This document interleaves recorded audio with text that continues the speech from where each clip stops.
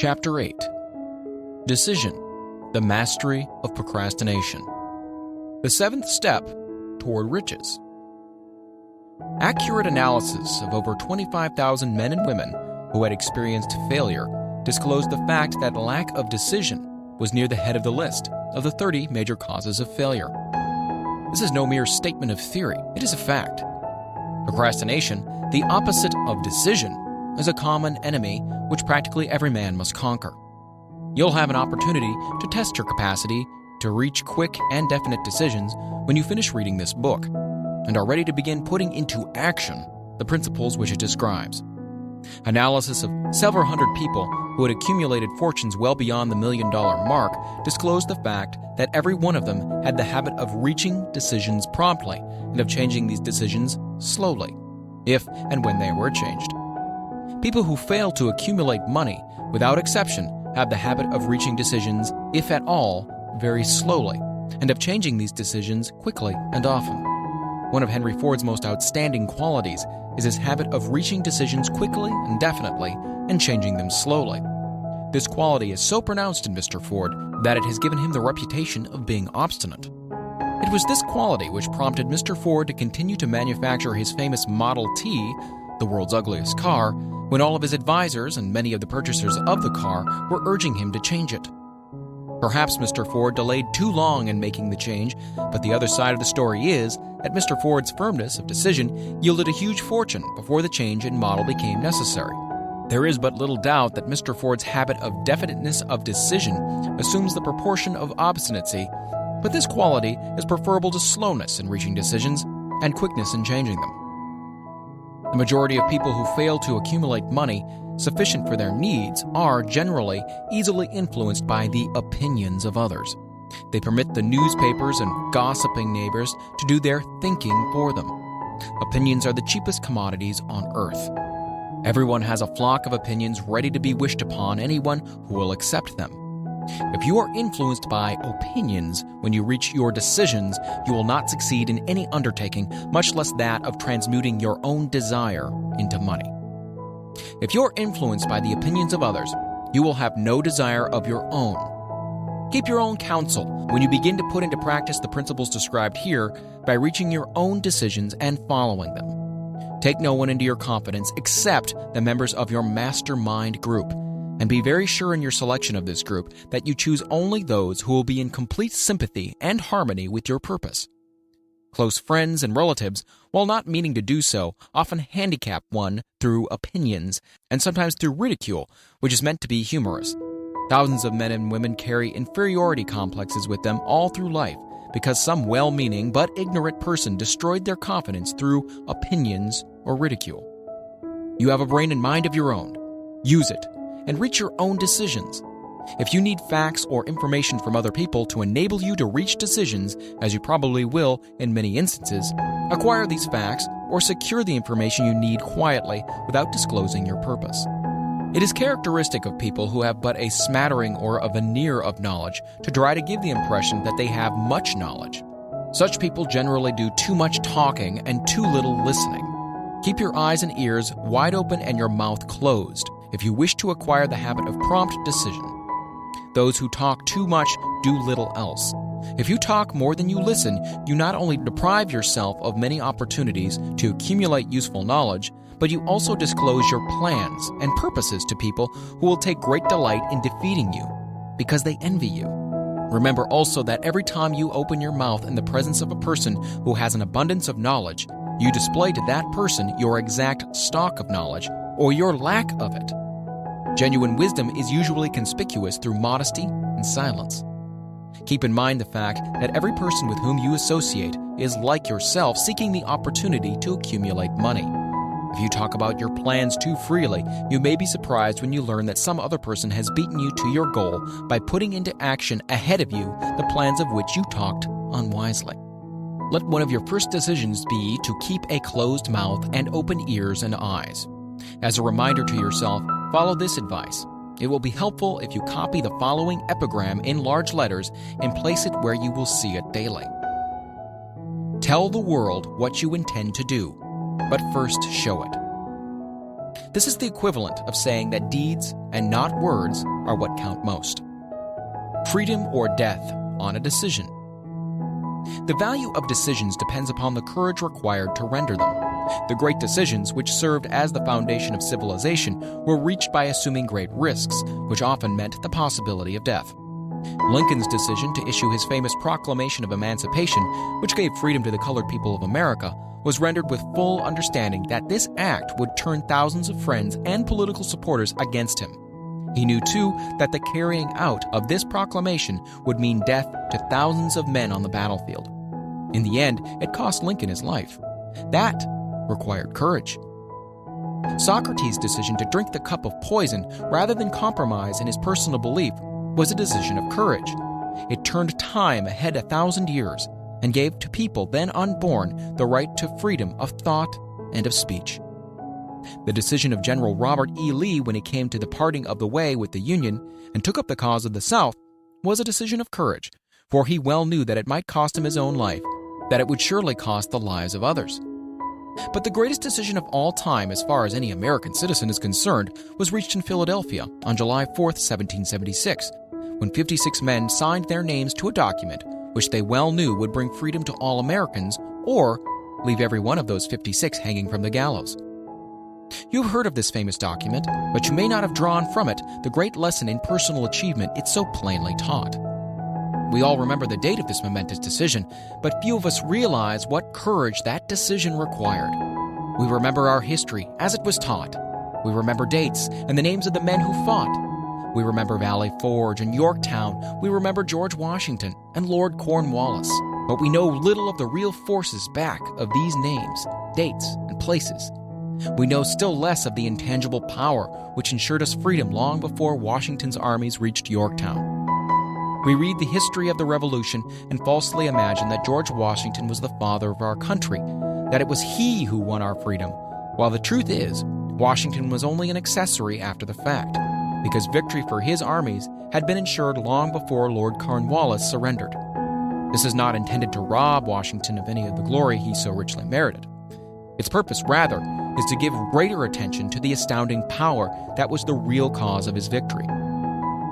It's nothing short of a tragedy that the writers of history have missed entirely even the slightest reference to the irresistible power which gave birth and freedom to the nation destined to set up new standards of independence for all the peoples of the earth. I say it is a tragedy because it is the self-same power which must be used by every individual who surmounts the difficulties of life and forces life to pay the price asked. Let us briefly review the events which gave birth to this power. The story begins with an incident in Boston on March 5, 1770. British soldiers were patrolling the streets, openly threatening the citizens. The colonists resented armed men marching in their midst. They began to express their resentment openly, hurling stones as well as epithets at the marching soldiers until the commanding officer gave orders, fix bayonets, and charge. The battle was on. It resulted in the death and injury of many. The incident aroused such resentment that the Provincial Assembly, made up of prominent colonists, called a meeting for the purpose of taking definite action. Two of the members of this assembly were John Hancock and Samuel Adams. Long live their names. They spoke up courageously and declared that a move must be made to eject all British soldiers from Boston. Remember this: a decision in the minds of two men might properly be called the beginning of the freedom which we of the United States now enjoy. Remember, too, that the decision of these two men called for faith and courage, because it was dangerous. Before the assembly adjourned, Samuel Adams was appointed to call on the governor of the province, Hutchinson, and demand the withdrawal of the British troops. The request was granted, the troops were removed from Boston, but the incident was not closed. It had caused a situation destined to change the entire trend of civilization. Strange, is it not, how the great changes, such as the American Revolution and the World War, often have their beginnings in circumstances which seem unimportant. It is interesting also to observe that these important changes usually begin in the form of a definite decision in the minds of a relatively small number of people. Few of us know the history of our country well enough to realize that John Hancock, Samuel Adams, and Richard Henry Lee of the province of Virginia were the real fathers of our country. Richard Henry Lee became an important factor in this story by reason of the fact that he and Samuel Adams communicated frequently by correspondence, sharing freely their fears and their hopes concerning the welfare of the people of their provinces. From this practice, Adams conceived the idea that a mutual exchange of letters between the 13 colonies might help to bring about the coordination of efforts so badly needed in connection with the solution of their problems. 2 years after the clash with the soldiers in Boston of March of '72, Adams presented the idea to the Assembly in the form of a motion that a correspondence committee be established among the colonies, with definitely appointed correspondents in each colony, for the purpose, quote, of friendly cooperation for the betterment of the colonies of British America. Mark well this incident. It was the beginning of the organization of the far-flung power destined to give freedom to you and me. The mastermind had already been organized. It consisted of Adams, Lee, and Hancock. Quote, I tell you further that if 2 of you agree upon the earth concerning anything for which you ask, it will come to you from my Father, who is in heaven. The Committee of Correspondence was organized. Observe that this move provided the way for increasing the power of the mastermind by adding to it men from all the colonies. Take notice that this procedure constituted the first organized planning of the disgruntled colonists. In union, there is strength. The citizens of the colonies had been waging disorganized warfare against the British soldiers through incidents similar to the Boston riot, but nothing of benefit had been accomplished. Their individual grievances had not been consolidated under one master mind. No group of individuals had put their minds, souls, and hearts and bodies together in one definite decision to settle their difficulty with the British once and for all, until Adams, Hancock, and Lee got together. Meanwhile, the British were not idle. They too were doing some planning and masterminding on their own account, with the advantage of having back of them money and organized soldiery. The Crown appointed Gage to supplant Hutchinson as the governor of Massachusetts. One of the new governor's first acts was to send a messenger to call on Samuel Adams for the purpose of endeavoring to stop his opposition by fear. We can best understand the spirit of what happened by quoting the conversation between Colonel Fenton, the messenger sent by Gage, and Adams. Colonel Fenton: I have been authorized by Governor Gage to assure you, Mr. Adams, that the governor has been empowered to confer upon you such benefits as would be satisfactory, endeavoring to win Adams by a promise of a bribe, upon the condition that you engage to cease in your opposition to the measures of the government. It is the governor's advice to you, sir, not to incur the further displeasure of His Majesty. Your conduct has been such as makes you liable to penalties of an amount of Henry VIII, by which persons can be sent to England for trial for treason or misprision of treason, at the discretion of a governor of a province. But by changing your political course, you will not only receive great personal advantages, but you'll also make your peace with the king. Samuel Adams had the choice of 2 decisions here. He could cease his opposition and receive personal bribes, or he could continue and run the risk of being hanged. Clearly, the time had come when Adams was forced to reach instantly a decision which could have cost him his life. The majority of men would have found it difficult to reach such a decision. The majority would have sent back an evasive reply, but not Adams. He insisted upon Colonel Fenton's word of honor that the colonel would deliver to the governor the answer exactly as Adams would give it to him. Adams's answer was, Then you tell Governor Gage that I trust I have long since made my peace with the King of Kings. No personal consideration shall induce me to abandon the righteous cause of my country. And tell Governor Gage it is the advice of Samuel Adams to him no longer to insult the feelings of an exasperated people. Comment as to the character of this man seems unnecessary. It must be obvious to all who read this astounding message that its sender possessed loyalty of the highest order. This is important. Racketeers and dishonest politicians have prostituted the honor for which such men as Adams died. When Governor Gage received Adams's caustic reply, he flew into a rage and issued a proclamation which read, I do hereby, in His Majesty's name, offer and promise His most gracious pardon to all persons who shall forthwith lay down their arms and return to the duties of peaceful subjects, accepting only the benefit of such pardon. Samuel Adams and John Hancock, whose offenses are of too flagitious a nature to admit of any other consideration but that of condign punishment. As one might say in modern slang, Adams and Hancock were on the spot. The threat of the irate governor forced the two men to reach another decision, equally as dangerous. They hurriedly called a secret meeting of their staunchest followers. Here the mastermind began to take on a momentum. After the meeting had been called to order, Adams locked the door, placed the key in his pocket, and informed all present that it was imperative that a Congress of the colonists be organized, and that no man should leave the room until the decision for such a Congress had been reached. Great excitement followed. Some weighed the possible consequences of such radicalism, old man fear. Some expressed grave doubts as to the wisdom of so definite a decision in defiance of the crown. Locked in that room were two men immune to fear, blind to the possibility of failure: Hancock and Adams. Through the influence of their minds, the others were induced to agree that, through the Correspondence Committee, arrangements should be made for a meeting of the First Continental Congress to be held in Philadelphia on September 5, 1774. Remember this date. It is more important than July 4, 76. If there had been no decision to hold a Continental Congress, there could have been no signing of the Declaration of Independence. Before the first meeting of the new Congress, another leader in a different section of the country was deep in the throes of publishing a summary view of the rights of British America. He was Thomas Jefferson of the province of Virginia, whose relationship to Lord Dunmore, representative of the Crown in Virginia, was as strained as that of Hancock and Adams with their governor. Shortly after his famous Summary of Rights was published, Jefferson was informed that he was subject to prosecution for high treason against His Majesty's government.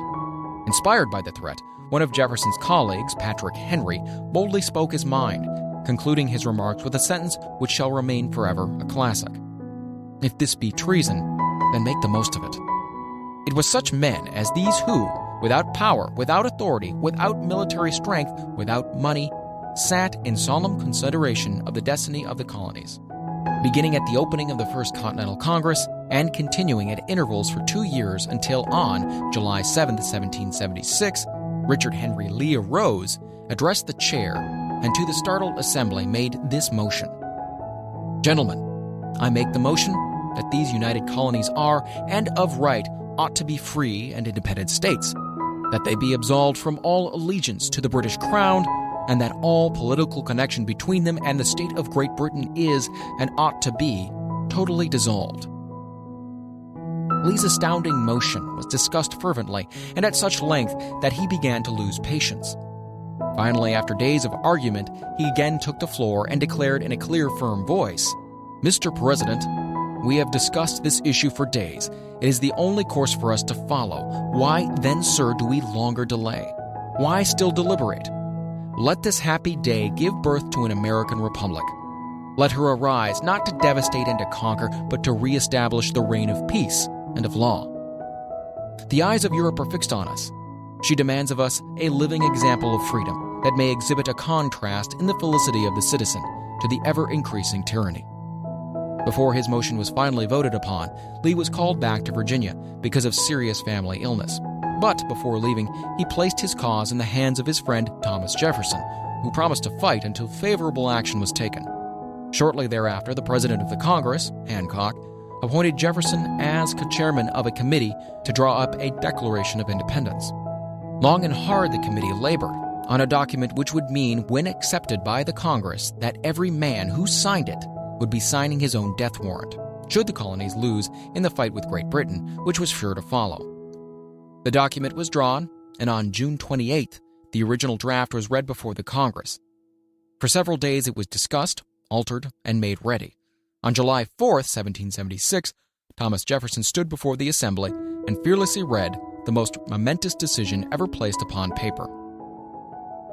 When in the course of human events, it is necessary for one people to dissolve the political bands which have connected them with another, and to assume among the powers of the earth the separate and equal station to which the laws of nature and of nature's God entitle them, a decent respect to the opinions of mankind requires that they should declare the causes which impel them to the separation. When Jefferson finished, the document was voted upon, accepted, and signed by 56 men, everyone staking his own life upon his decision to write his name. By that decision came into existence a nation destined to bring to mankind forever the privilege of making decisions.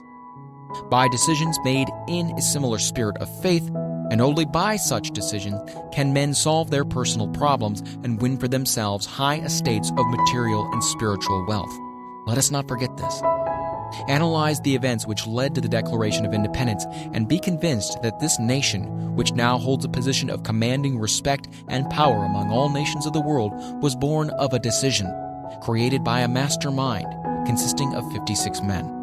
Note well the fact that it was their decision that ensured the success of Washington's armies, because the spirit of that decision was in the heart of every soldier who fought with him, and served as spiritual power, which recognizes no such thing as failure. Note also, with great personal benefit, that the power which gave this nation its freedom is the selfsame power that must be used by every individual who becomes self-determining. This power is made up of the principles described in this book. It will not be difficult to detect in the story of the Declaration of Independence at least 6 of these principles: desire, decision, faith, persistence, the mastermind, and the organized planning.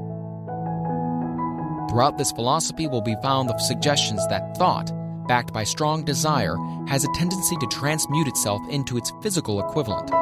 Before passing on, I wish to leave you with the suggestion that one may find in this story, and in the story of the organization of the United States Steel Corporation, a perfect description of the method by which thought makes this astounding transformation. In your search for the secret of the method, do not look for a miracle, because you'll not find it. You'll find only the eternal laws of nature. These laws are available to every person who has the faith and the courage to use them. They may be used to bring freedom to a nation or to accumulate riches. There is no charge save the time necessary to understand and appropriate them. Those who reach decisions promptly and definitely know what they want, and generally get it. The leaders in every walk of life decide quickly and firmly. That is the major reason why they are leaders. The world has the habit of making room for the man whose words and actions show that he knows where he's going. Indecision is a habit which usually begins in youth. The habit takes on a permanency as the youth goes through graded school, high school, and even through college, without definiteness of purpose. The major weakness of all educational systems is that they neither teach nor encourage the habit of definite decision. It would be beneficial if no college would permit the enrollment of any student unless and until the student declared his major purpose in matriculating. It would be of still greater benefit if every student who enters the graded schools were compelled to accept training in the habit of decision and forced to pass a satisfactory examination on this subject before being permitted to advance in the grades. The habit of indecision acquired because of the deficiencies of our school system goes with the student into the occupation he chooses, if, in fact, he chooses an occupation. Generally, the youth just out of school seeks any job that can be found. He takes the first place he finds because he has fallen into the habit of indecision. 98 out of every 100 people working for wages today are in the positions they hold because they lacked the definiteness of decision to plan a definite position and the knowledge of how to choose an employer. Definiteness of decision always requires courage, sometimes very great courage. The 56 men who signed the Declaration of Independence staked their lives on the decision to affix their signatures to that document.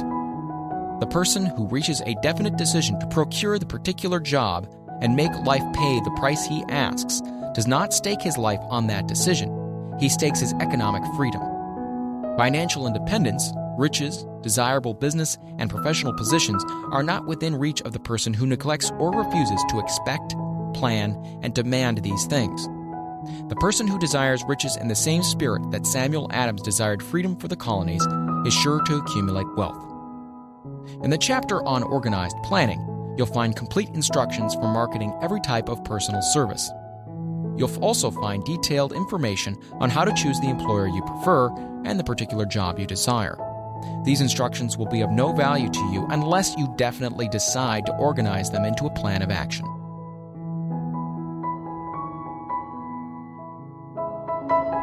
Chapter 9. Persistence, the sustained effort necessary to induce faith. The 8th step toward riches. Persistence is an essential factor in the procedure of transmuting desire into its monetary equivalent. The basis of persistence is the power of will. Willpower and desire, when properly combined, make an irresistible pair. Men who accumulate great fortunes are generally known as cold-blooded and sometimes ruthless. Often they are misunderstood. What they have is willpower, which they mix with persistence and place back of their desires to ensure the attainment of their objectives. Henry Ford has been generally misunderstood to be ruthless and cold-blooded. This misconception grew out of Ford's habit of following through in all of his plans with persistence. The majority of people are ready to throw their aims and purposes overboard and give up at the first sign of opposition or misfortune. A few carry on despite all opposition until they attain their goal. These few are the Fords, Carnegies, Rockefellers, and Edisons. There may be no heroic connotation to the word persistence, but the quality is to the character of man what carbon is to steel. The building of a fortune generally involves the application of the entire 13 factors of this philosophy. These principles must be understood. They must be applied with persistence by all who accumulate money. If you are following this book with the intention of applying the knowledge it contains, your first test is to your persistence. Your first test as to your persistence will come when you begin to follow the 6 steps described in the 2nd chapter. Unless you are one of the 2 out of every 100 who already have a definite goal at which you are aiming and a definite plan for its attainment, you may read the instructions and then pass on with your daily routine and never comply with those instructions. The author is checking you up at this point because lack of persistence is one of the major causes of failure. Moreover, experience with thousands of people has proved that lack of persistence is a weakness common to the majority of men. It is a weakness which may be overcome by effort. The ease with which lack of persistence may be conquered will depend entirely upon the intensity of one's desire. The starting point of all achievement is desire. Keep this constantly in mind. Weak desires bring weak results, just as a small amount of fire makes a small amount of heat. If you find yourself lacking in persistence, this weakness may be remedied by building a stronger fire under your desires. Continue to read through to the end, then go back to Chapter 2 and start immediately to carry out the instructions given in connection with the 6 steps.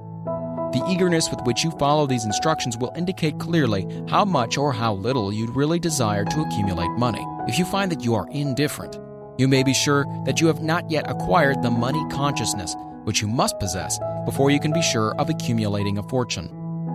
Fortunes gravitate to men whose minds have been prepared to attract them, just as surely as water gravitates to the ocean. In this book may be found all the stimuli necessary to attune any normal mind to the vibrations which will attract the object of one's desires. If you find you're weak in persistence, center your attention upon the instructions contained in the chapter on power. Surround yourself with a mastermind group, and through the cooperative efforts of the members of this group, you can develop persistence. You will find additional instructions for the development of persistence in the chapters on autosuggestion and on the subconscious mind.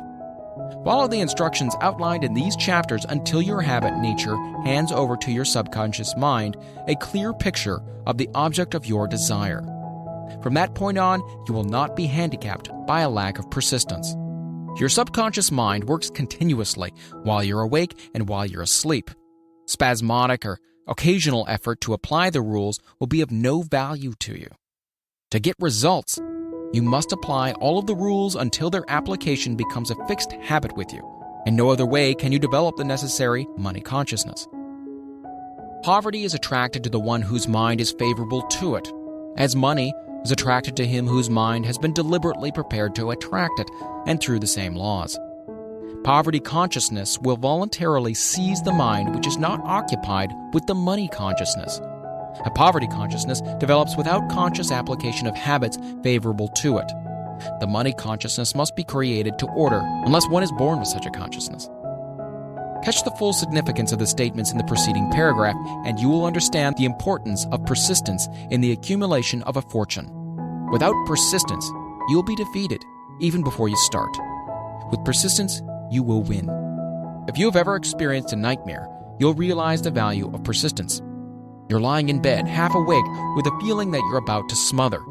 You're unable to turn over or to move a muscle. You realize that you must begin to regain control over your muscles. Through persistent effort of willpower, you finally manage to move the fingers of one hand. By continuing to move your fingers, you extend your control to the muscles of one arm, until you can lift it. Then you gain control of the other arm in the same manner. You finally gain control over the muscles of one leg and then extend it to the other leg.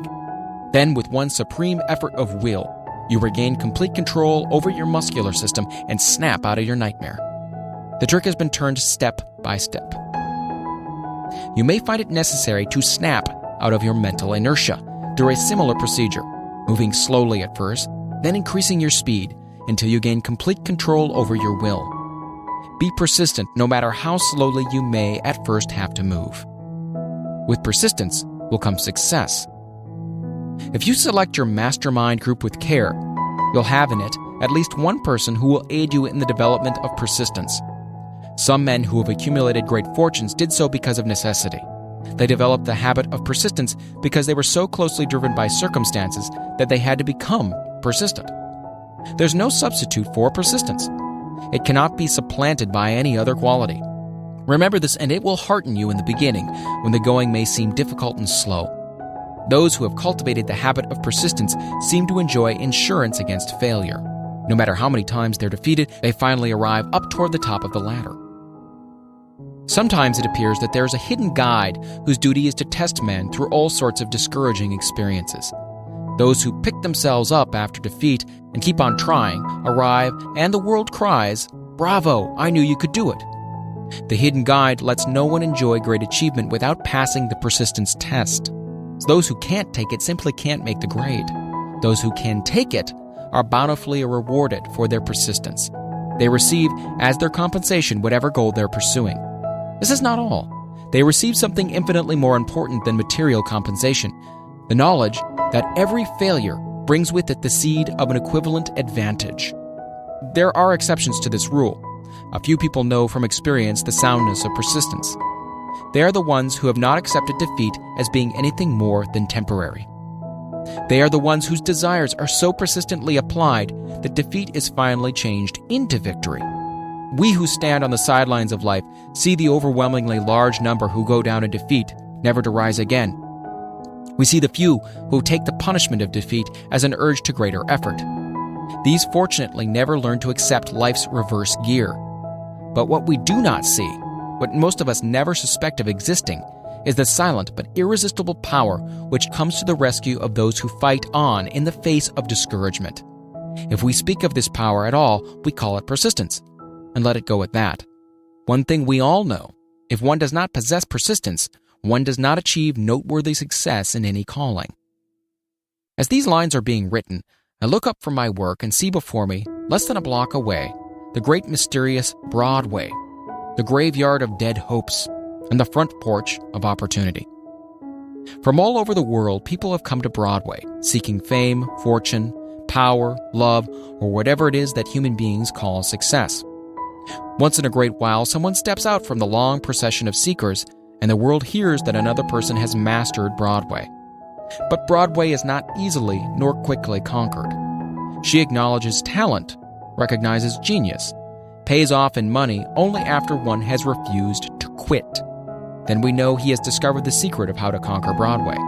The secret is always inseparably attached to one word: persistence. The secret is told in the struggle of Fannie Hurst, whose persistence conquered the Great White Way. She came to New York in 1915 to convert writing into riches. The conversion did not happen quickly, but it came. For 4 years, Miss Hurst learned about the, quote, sidewalks of New York from first-hand experience. She spent her days laboring and her nights hoping. When hope grew dim, she did not say, "All right, Broadway, you win." She said, "Very well, Broadway, you may whip some, but not for me. I'm going to force you to give up." One publisher, the Saturday Evening Post, sent her 36 rejection slips before she broke the ice and got a story across. The average writer, like the average in other walks of life, would have given up the job when the first rejection slip came. She pounded the pavement for 4 years to the tune of the publisher's no, because she was determined to win. Then came the payoff. The spell had been broken. The unseen guide had tested Fannie Hurst, and she could take it. From that time on, publishers made a beaten path to her door. Money came so fast she hardly had time to count it. Then the moving picture men came, discovered her, and money came not in small change but in floods. The moving picture rights to her latest novel, Great Laughter, brought $100,000, said to be the highest price ever paid for a story before publication. Her royalties from the sale of the book probably will run much more. Briefly, you have a description of what persistence is capable of achieving. Fannie Hurst is no exception. Wherever men and women accumulate great riches, you may be sure they have first acquired persistence. Broadway will give any beggar a cup of coffee and a sandwich, but it demands persistence of those who go after the big stakes. Kate Smith will say amen when she reads this. For years, she sang without money and without price before any microphone she could reach. Broadway said to her, "Come on, get it, if you can take it." She did take it, until one happy day Broadway got tired and said, "What's the use? You don't know when you're whipped, so name your price and go to work in earnest." Miss Smith named her price, and it was plenty, a way up in figures so high that 1 week's salary is far more than most people make in a whole year. Verily, it pays to be persistent. And here is an encouraging statement which carries with it a suggestion of great significance. Thousands of singers who excel Kate Smith are walking up and down Broadway looking for a break without success. Countless others have come and gone. Many of them sang well enough, but they failed to make the grade because they lacked the courage to keep on keeping on, until Broadway became tired of turning them away. Persistence is a state of mind, therefore it can be cultivated. Like all states of mind, persistence is based upon definite causes, among them these. A. Definiteness of purpose. Knowing what one wants is the first and perhaps the most important step towards the development of persistence. A strong motive forces one to surmount many difficulties. B. Desire. It is comparably easy to acquire and to maintain persistence in pursuing the object of intense desire. C. Self-reliance. Belief in one's ability to carry out a plan encourages one to follow the plan through with persistence. Self-reliance can be developed through the principle described in the chapter on autosuggestion. D. Definiteness of plans. Organized plans, even though they may be weak and entirely impractical, encourage persistence. E. Accurate knowledge. Knowing that one's plans are sound, based upon experience or observation, encourages persistence. Guessing instead of knowing destroys persistence. F. Cooperation. Sympathy, understanding, and harmonious cooperation with others tends to develop persistence. G. Willpower. The habit of concentrating one's thoughts upon the building of plans for the attainment of definite purpose leads to persistence. H. Habit. Persistence is the direct result of habit. The mind absorbs and becomes a part of the daily experiences upon which it feeds. Fear, the worst of all enemies, can be effectively cured by forced repetition of courage. Everyone who has seen active service in a war knows this. Before leaving the subject of persistence, take inventory of yourself and determine in what particular, if any, you are lacking in this essential quality. Measure yourself courageously, point by point, and see how many of the 8 factors of persistence you lack. The analysis may lead to discoveries that will give you a new grip on yourself. Symptoms of lack of persistence. Here you'll find the real enemies which stand between you and noteworthy achievement. Here you'll find not only the symptoms indicating weakness of persistence, but also the deeply seated subconscious causes of this weakness. Study the list carefully and face yourself squarely, if you really wish to know who you are and what you are capable of doing. These are the weaknesses which must be mastered by all who accumulate riches. 1. Failure to recognize and to clearly define exactly what one wants. 2. Procrastination with or without cause, usually backed up with a formidable array of alibis and excuses. 3. Lack of interest in acquiring specialized knowledge. 4. Indecision, the habit of passing the buck on all occasions instead of facing issues squarely. It's also backed by alibis. 5. The habit of relying upon alibis instead of creating definite plans for the solution of problems. 6. Self-satisfaction. There is but little remedy for this affliction and no hope for those who suffer from it. 7. Indifference, usually reflected in one's readiness to compromise on all occasions rather than meet opposition and fight it. 8. The habit of blaming others for one's mistakes and accepting unfavorable circumstances as being unavoidable. 9. Weakness of desire. due to neglect in the choice of motives that impel action. 10. Willingness, even eagerness, to quit at the first sign of defeat, based upon one or more of the 6 basic fears. 11. Lack of organized plans, placed in writing where they may be analyzed. 12. The habit of neglecting to move on ideas or to grasp opportunity when it presents itself. 13. Wishing instead of willing. 14. The habit of compromising with poverty instead of aiming at riches, generally absence of ambition to be, to do, and to own. 15. Searching for all the shortcuts to riches, trying to get without giving, a fair equivalent. Usually are reflected in the habit of gambling, endeavoring to drive sharp bargains. 16. Fear of criticism. Failure to create plans and to put them into action because of what other people will think, do, or say. This enemy belongs at the head of the list because it generally exists in one's subconscious mind, where its presence is not easily recognized. See the 6 basic fears in a later chapter. Let us examine some of the symptoms of the fear of criticism. The majority of people permit relatives, friends, and the public at large to so influence them that they cannot live their own lives because they fear criticism. Huge numbers of people make mistakes in marriage, stand by the bargain, and go through life miserable and unhappy because they fear criticism, which may follow if they correct the mistake. Anyone who has submitted to this form of fear knows the irreparable damage it does by destroying ambition, self-reliance, and the desire to achieve. Millions of people neglect to acquire belated educations after having left school because they fear criticism.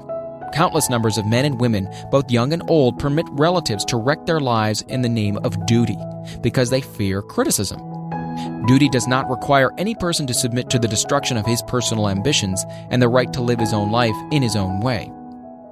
People refuse to take chances in business because they fear the criticism which may follow if they fail. The fear of criticism in such cases is stronger than the desire for success.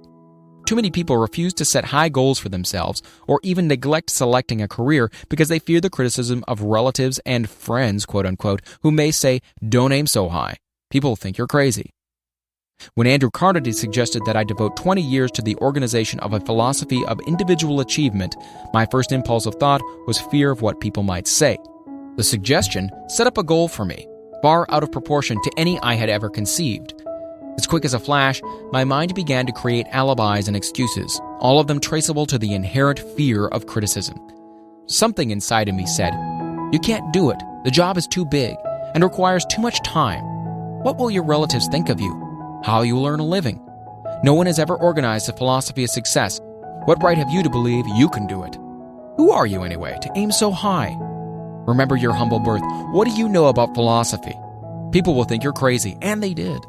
Why hasn't some other person done this before now? These and many other questions flashed into my mind and demanded attention.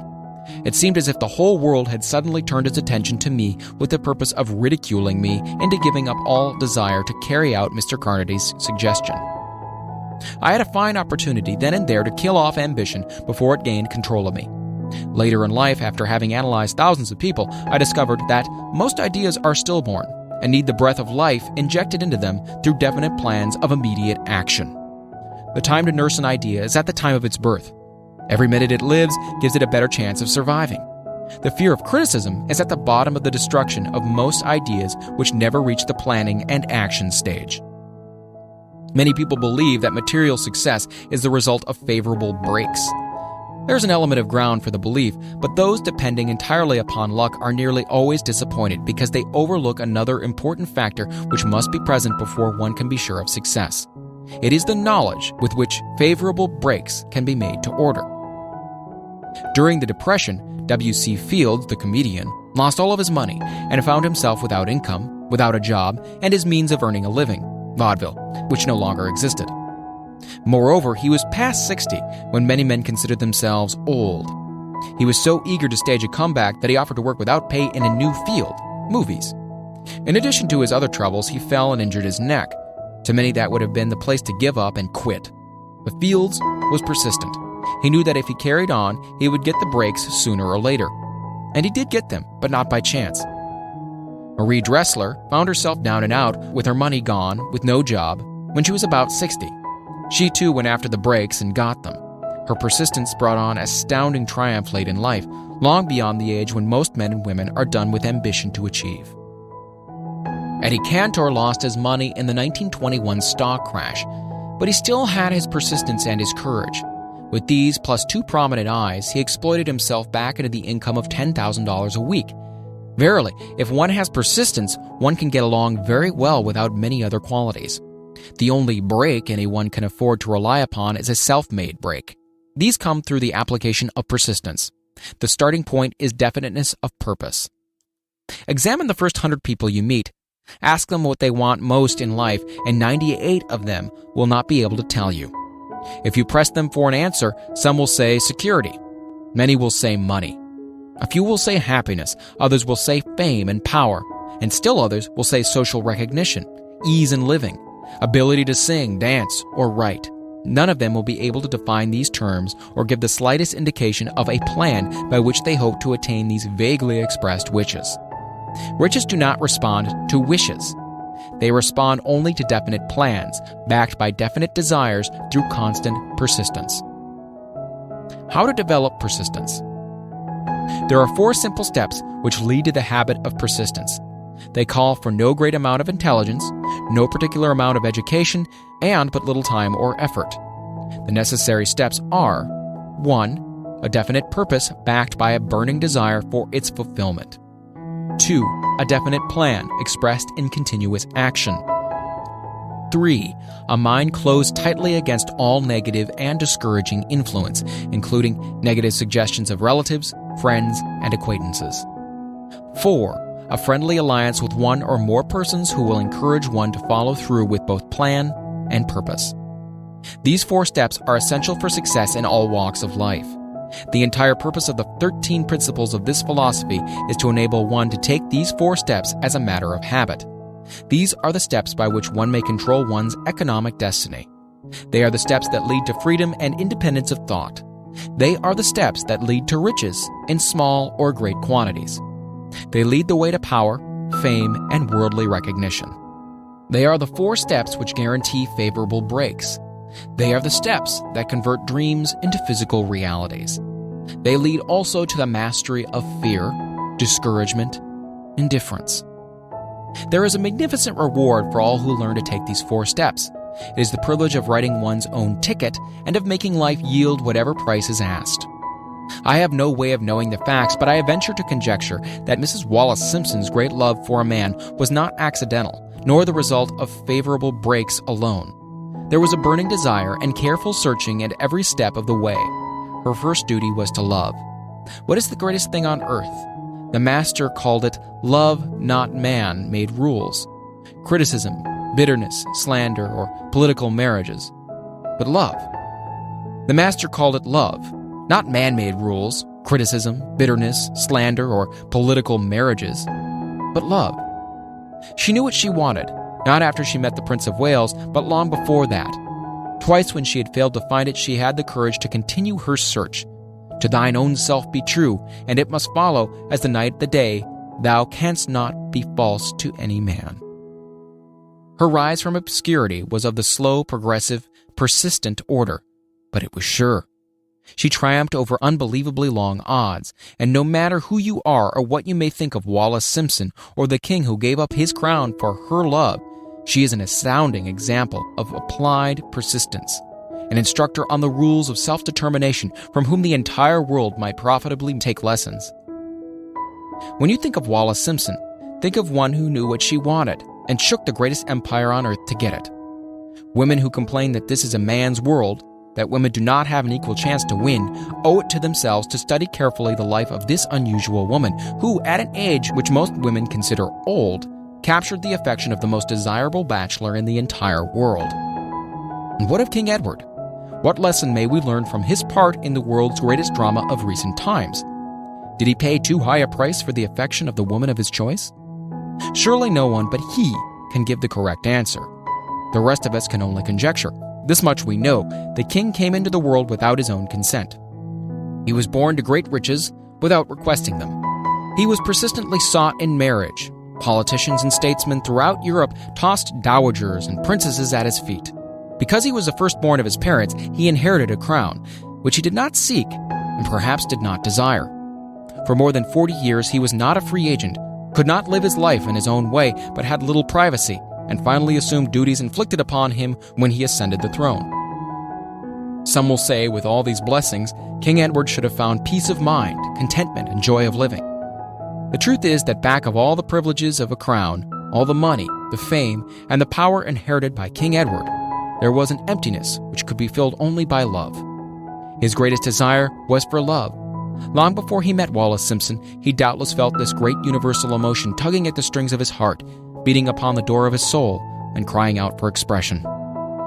But when he met a kindred spirit, crying out for the same holy privilege of expression, he recognized it, and without fear or apology, opened his heart and bade it enter. All the scandal mongers in the world cannot destroy the beauty of this international drama, through which two people found love and had the courage to face open criticism, renounce all else, to give it holy expression. King Edward's decision to give up the crown of the world's most powerful empire for the privilege of going the remainder of the way through life with the woman of his choice was a decision that required courage. The decision also had a price, but who has the right to say the price was too great? Surely not he who said, "He among you who is without sin, let him cast the first stone." As a suggestion to any evil-minded person who chooses to find fault with the Duke of Windsor because his desire was for love, and for openly declaring his love for Wallace Simpson and giving up his throne for her, let it be remembered that the open declaration was not essential.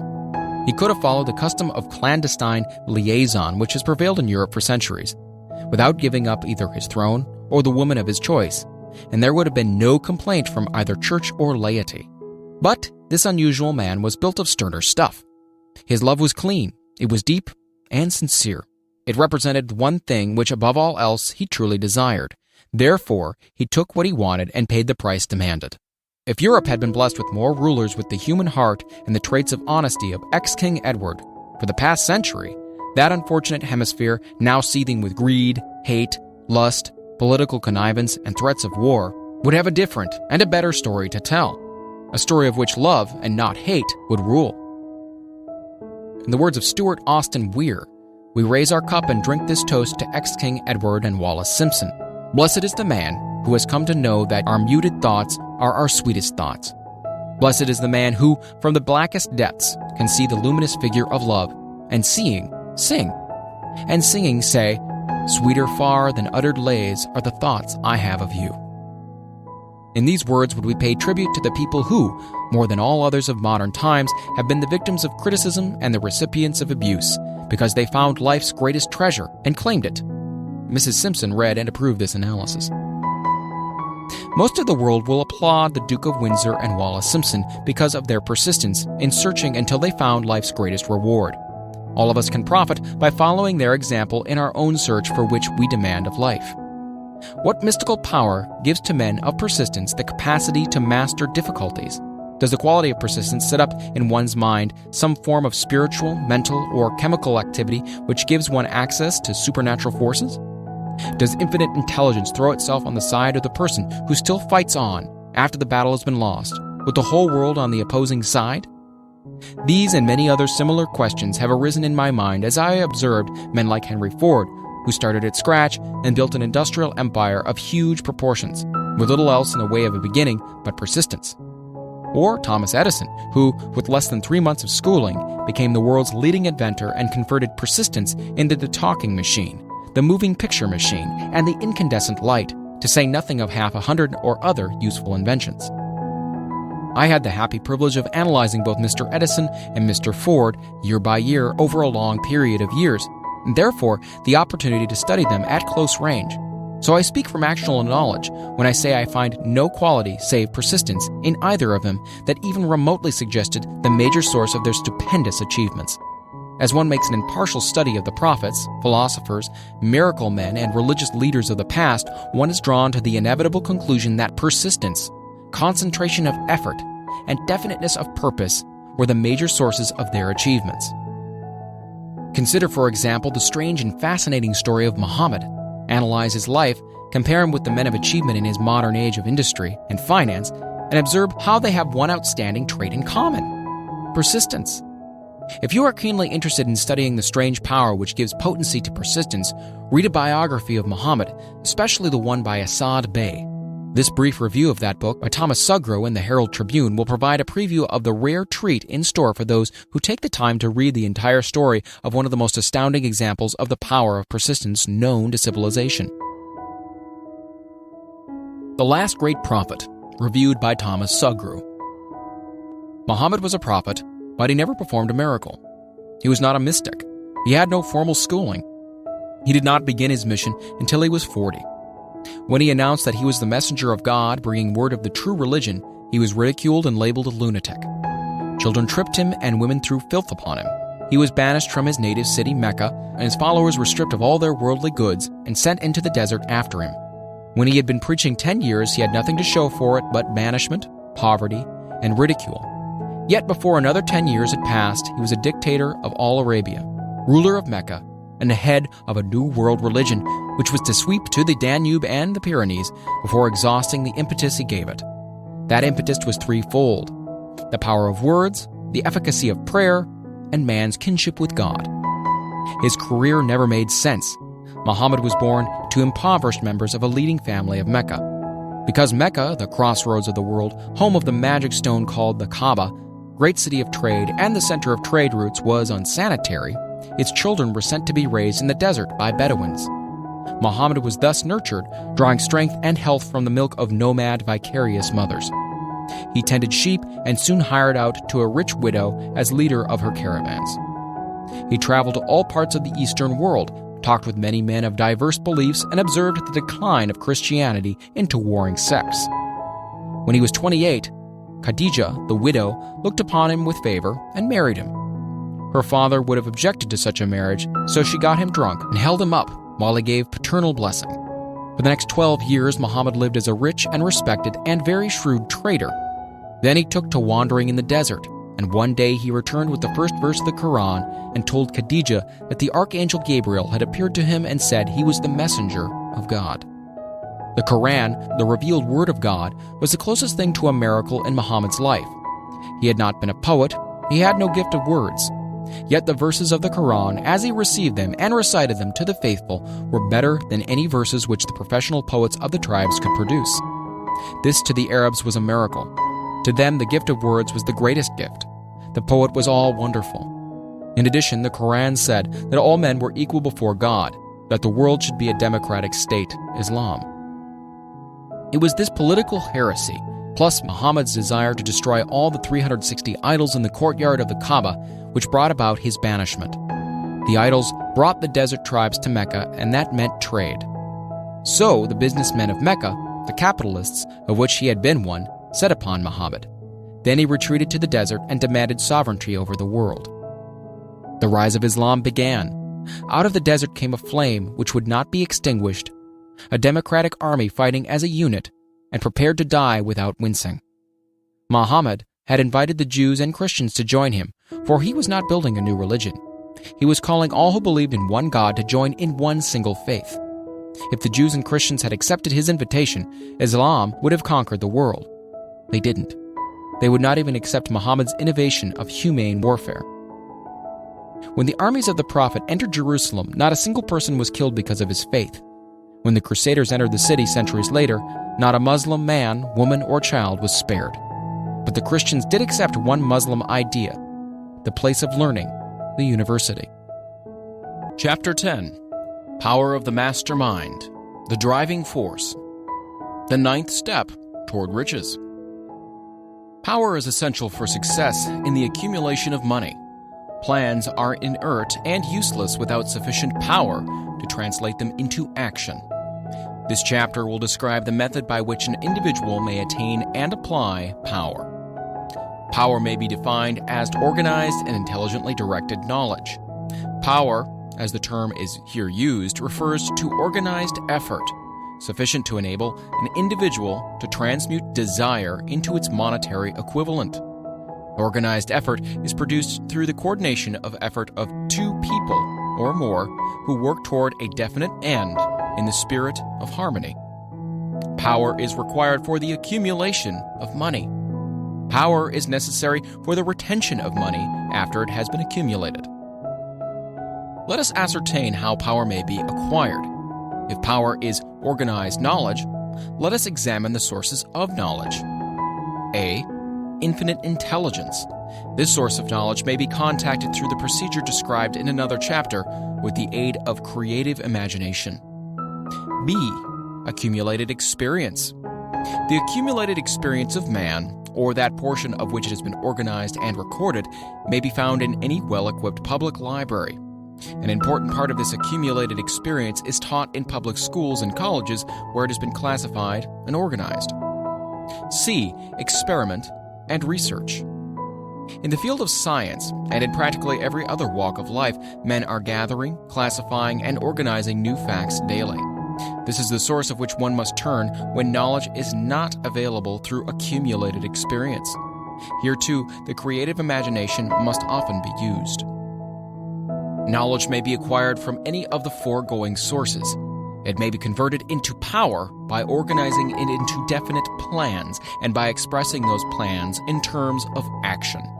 Examination of the three major sources of knowledge will readily disclose the difficulty an individual would have if he depended upon his efforts alone in assembling knowledge and expressing it through definite plans in terms of action. If his plans are comprehensive, and if they contemplate large proportions, he must generally induce others to cooperate with him before he can inject into them the necessary element of power. Gaining power through the master mind. The master mind may be defined as coordination of knowledge and effort in a spirit of harmony between two or more people for the attainment of a definite purpose. No individual may have great power without availing himself of the master mind. In a preceding chapter, instructions were given for the creation of plans for the purpose of translating desire into its monetary equivalent. If you carry out these instructions with persistence and intelligence and use discrimination in the selection of your mastermind group, your objective will have been halfway reached even before you begin to recognize it. So you may better understand the intangible potentialities of power available to you through a properly chosen mastermind group, we will here explain the two characteristics of the mastermind principle, one of which is economic in nature and the other psychic. The economic feature is obvious. Economic advantages may be created by any person who surrounds himself with the advice, counsel, and personal cooperation of a group of men who are willing to lend him wholehearted aid in the spirit of perfect harmony. This form of cooperative alliance has been the basis of nearly every great fortune. Your understanding of this great truth may definitely determine your financial status. The psychic phase of the mastermind principle is much more abstract, much more difficult to comprehend, because it has reference to the spiritual forces with which the human race as a whole is not well acquainted. You may catch a significant suggestion from the statement, "No two minds ever come together without thereby creating a third, invisible, intangible force which may be likened to a third mind." Keep in mind the fact that there are only two known elements in the whole universe, energy and matter. It is a well-known fact that matter may be broken down into units of molecules, atoms, and electrons. There are units of matter which may be isolated, separated, and analyzed. Likewise, there are units of energy. The human mind is a form of energy, a part of it being spiritual in nature. When the minds of two people are coordinated in a spirit of harmony, the spiritual units of energy of each mind form an affinity, which constitutes the psychic phase of the mastermind. The mastermind principle, or rather the economic feature of it, were first called to my attention by Andrew Carnegie over 25 years ago. Discovery of this principle was responsible for the choice of my life's work. Mr. Carnegie's mastermind group consisted of a staff of approximately 50 men, with whom he surrounded himself for the definite purpose of manufacturing and marketing steel. He attributed his entire fortune to the power he accumulated through this mastermind. Analyze the record of any man who has accumulated a great fortune and many of those who have accumulated modest fortunes, and you will find that they have either consciously or unconsciously employed the mastermind principle. Great power can be accumulated through no other principle. Energy is nature's universal set of building blocks out of which she constructs every material thing in the universe, including man and every form of animal and vegetable life. Through a process which only nature completely understands, she translates energy into matter. Nature's building blocks are available to man in the energy involved in thinking. Man's brain may be compared to an electric battery. It absorbs energy from the ether, which permeates every atom of matter and fills the entire universe. It's a well-known fact that a group of electric batteries will provide more energy than a single battery. It's also a well-known fact that an individual battery will provide energy in proportion to the number and capacity of the cells it contains. The brain functions in a similar fashion. This accounts for the fact that some brains are more efficient than others and leads to this significant statement. A group of brains coordinated or connected in a spirit of harmony will provide more thought energy than a single brain, just as a group of electric batteries will provide more energy than a single battery. Through this metaphor, it becomes immediately obvious that the mastermind principle holds the secret of the power wielded by men who surround themselves with other men of brains. There follows now another statement which will lead still nearer to an understanding of the psychic phase of the mastermind principle. When a group of individual brains are coordinated and function in harmony, the increased energy created through the alliance becomes available to every individual brain in the group. It's a well-known fact that Henry Ford began his business career under the handicap of poverty, illiteracy, and ignorance. It is an equally well-known fact that within the inconceivably short period of 10 years, Mr. Ford mastered these three handicaps, and that within 25 years he made himself one of the richest men in America. Connect with this fact the additional knowledge that Mr. Ford's most rapid strides became noticeable from the time he became a personal friend of Thomas Edison, and you'll begin to understand what the influence of one mind upon another can accomplish. Go a step further and consider the fact that Mr. Ford's most outstanding achievements began from the time that he formed the acquaintances of Harvey Firestone, John Burroughs, and Luther Burbank, each a man of great brain capacity.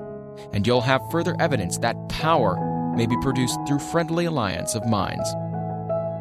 There is little, if any, doubt that Henry Ford is one of the best-informed men in the business and industrial world. The question of his wealth needs no discussion. Analyze Mr. Ford's intimate personal friends, some of whom have already been mentioned, and you'll be prepared to understand the following statement. Men take on the nature and the habits and the power of thought of those with whom they associate, in a spirit of sympathy and harmony. Henry Ford whipped poverty, illiteracy, and ignorance by allying himself with great minds, whose vibrations of thought he absorbed into his own mind. Through his association with Edison, Burbank, Burroughs, and Firestone, Mr. Ford added to his own brain power the sum and substance of the intelligence, experience, knowledge, and spiritual forces of these four men. Moreover, he appropriated and made use of the mastermind principle through the methods of procedure described in this book.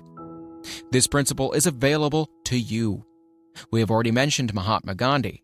Perhaps the majority of those who have heard of Gandhi look upon him as merely an eccentric little man who goes around without formal wearing apparel and makes trouble for the British government. In reality, Gandhi is not eccentric, but he is the most powerful man now living, estimated by the number of his followers and their faith in their leader. Moreover, he is probably the most powerful man who has ever lived. His power is passive, but it is real. Let us study the method by which he attained his stupendous power. It may be explained in a few words. He came by power through inducing over 200 million people to coordinate, with mind and body, in a spirit of harmony and for a definite purpose. In brief, Gandhi has accomplished a miracle, for it is a miracle when 200 million people can be induced, not forced, to cooperate in a spirit of harmony for a limitless time. If you doubt that this is a miracle, try to induce any two people to cooperate in a spirit of harmony for any length of time. Every man who manages a business knows what a difficult matter it is to get employees to work together in a spirit even remotely resembling harmony. The list of the chief sources from which power may be attained is, as you have seen, headed by the infinite intelligence. When two or more people coordinate in a spirit of harmony and work towards a definite objective, they place themselves in position through that alliance to absorb power directly from the great universal storehouse of infinite intelligence. This is the greatest of all sources of power. It is the source to which the genius turns. It is the source to which every great leader turns, whether he may be conscious of that fact or not. The other two major sources from which the knowledge necessary for the accumulation of power may be obtained are no more reliable than the five senses of man. The senses are not always reliable. Infinite intelligence does not err. In subsequent chapters, the methods by which infinite intelligence may be most readily contacted will be adequately described. This is not a course on religion. No fundamental principle described in this book should be interpreted as being intended to interfere either directly or indirectly with any man's religious habits.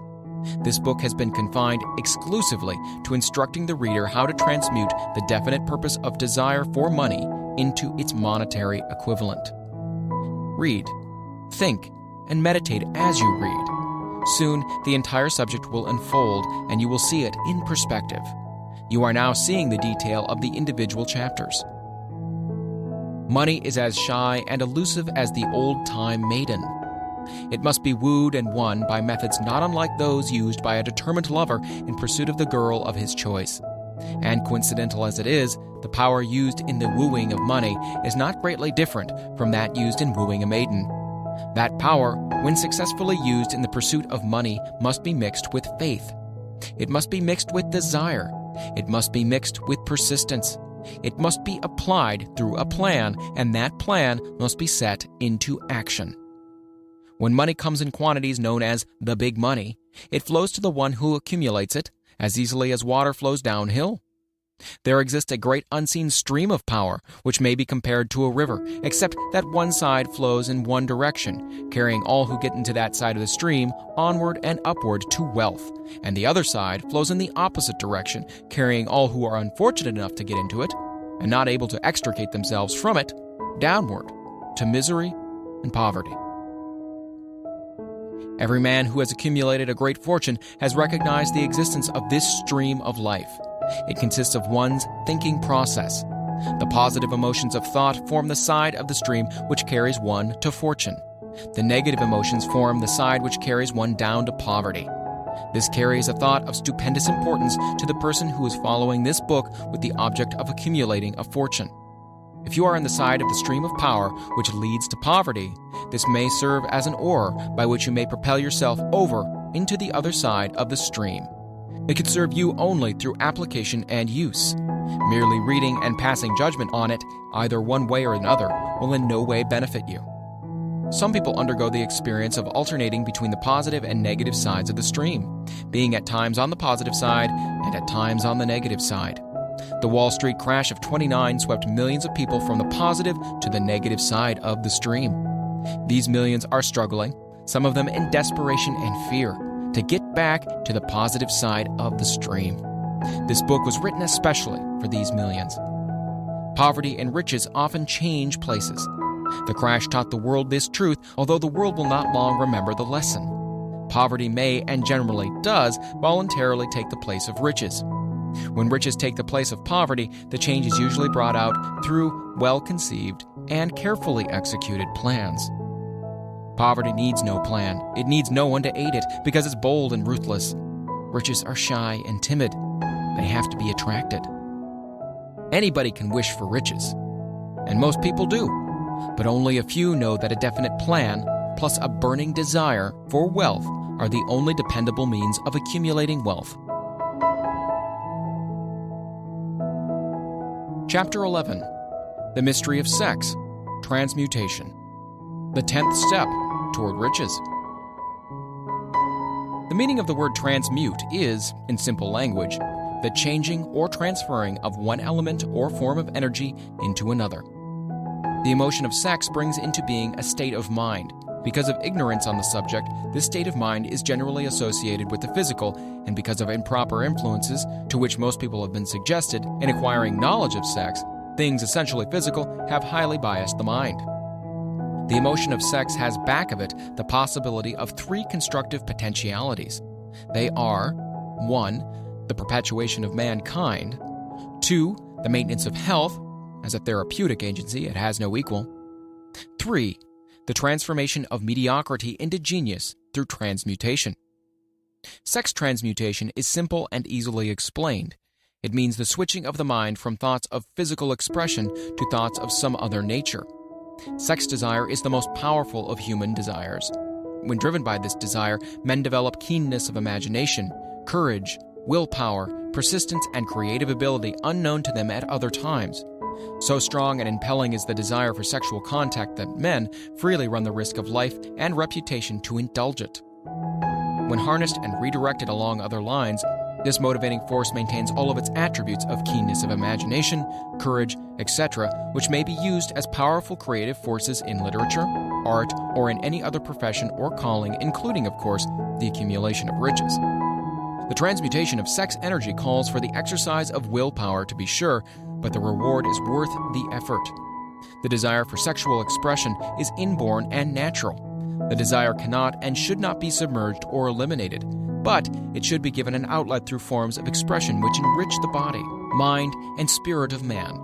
If not given this form of outlet through transmutation, it will seek outlets through purely physical channels. A river may be dammed and its water controlled for a time, but eventually it will force an outlet. The same is true of the emotion of sex.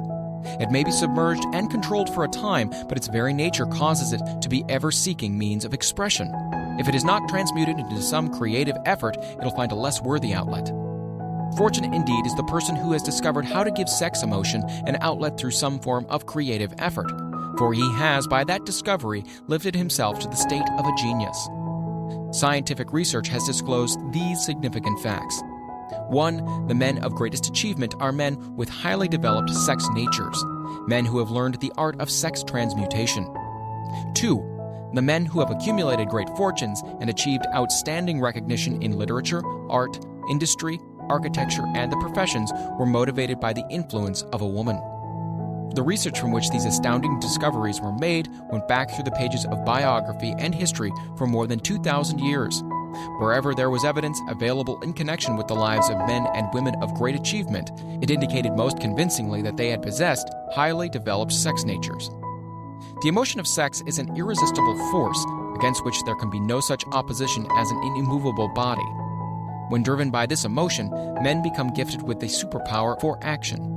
Understand this truth, and you will catch the significance of the statement that sex transmutation will lift one to the status of a genius. The emotion of sex contains the secret of creative ability.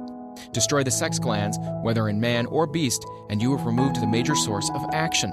For proof of this, observe what happens in any animal after it has been castrated. A bull becomes as docile as a cow after it has been altered sexually.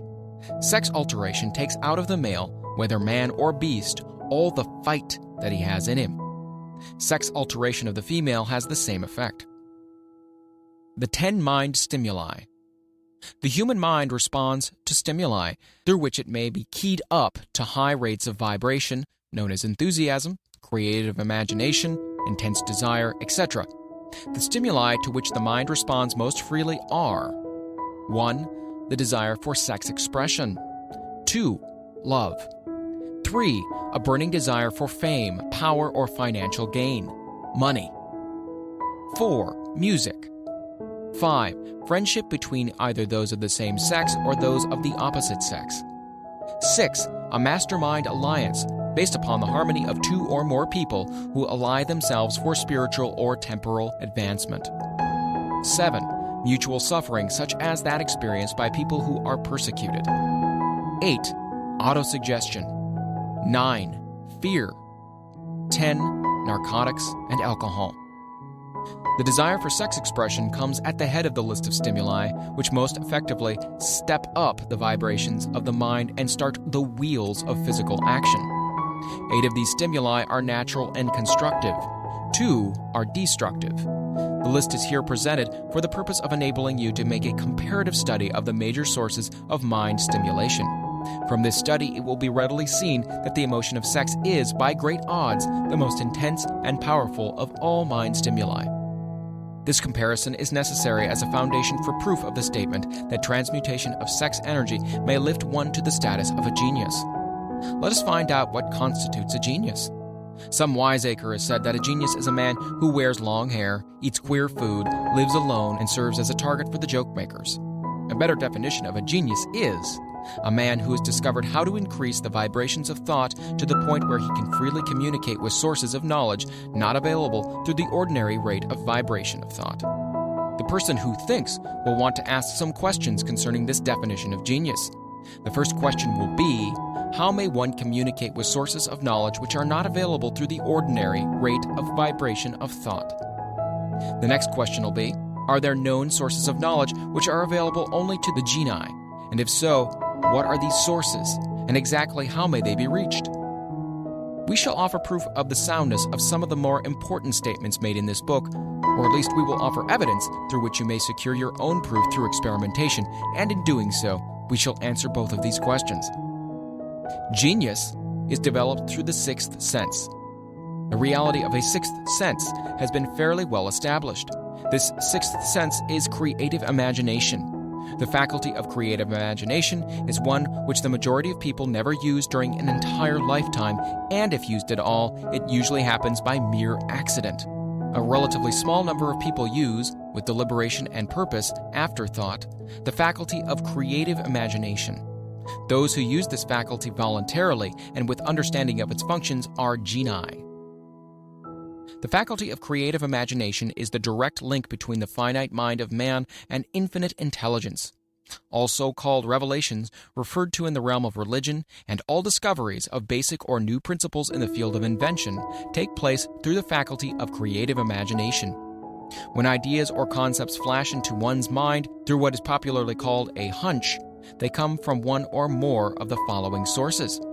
1. Infinite intelligence. 2. One's subconscious mind, wherein is stored every sense impression and thought impulse which ever reach the brain through any of the five senses. 3. From the mind of some other person who has just released the thought, or picture of the idea or concept through conscious thought. Or 4. From that other person's subconscious storehouse. There are no other known sources for which inspired ideas or hunches may be received. The creative imagination functions best when the mind is vibrating due to some form of mind stimulation at an exceedingly high rate. That is, when the mind is functioning at a rate of vibration higher than that of ordinary, normal thought.